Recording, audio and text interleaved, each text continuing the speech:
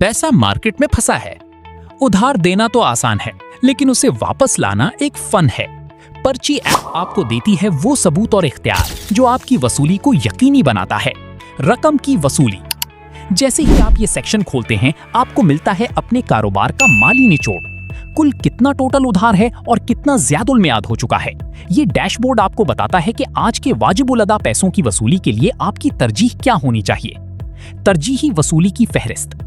हमारी तरजीही वसूली की फहरिस्त आपको बताती है कि किन ग्राहकों से राब्ता करना सबसे ज्यादा जरूरी है। उनके औसतन उधार के दिन देखें और रिस्क प्रोफाइल की बुनियाद पर दुरुस्त फैसले करें। कॉल और याद दहानी। एक क्लिक पर कॉल करें या व्हाट्सएप पर तैयार शुदा रिमाइंडर भेजें। अब वसूली के लिए ना नंबर ढूंढने की जहमत होगी और ना ही वक्त जाया। मेरा कैश सेक्शन में देखें कि आपकी कुल सेल का कितना फीसद वसूल हो चुका है और कितना उधार में फंसा है। ये फीसद आपको बताता है कि आपका कारोबार कितना महफूज है।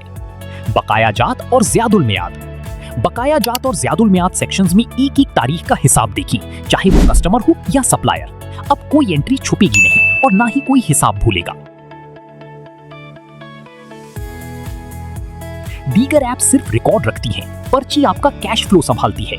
आज ही डाउनलोड करें और अपने कारोबार पर मुकम्मल इख्तियार हासिल करें।